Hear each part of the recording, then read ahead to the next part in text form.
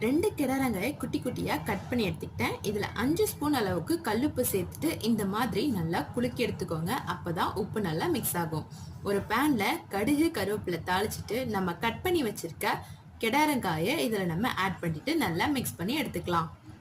ஊறுகாய்க்கு எண்ணெய் தேவைப்படும், அதனால ஒரு 5 ஸ்பூன் அளவுக்கு எண்ணெய் சேர்த்துக்கிட்டு காரத்துக்கு ஏற்ற மாதிரி தனி மிளகாய் தூள் ஆட் பண்ணிக்கோங்க.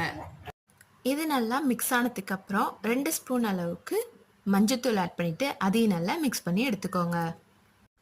நான் இதில் லைட்டாக கலர் பவுடர் ஆட் பண்ணியிருக்கேன். உங்களுக்கு வேண்டாம் அப்படின்னா நீங்கள் இந்த ஸ்டெப்பை அவாய்ட் பண்ணிக்கலாம்.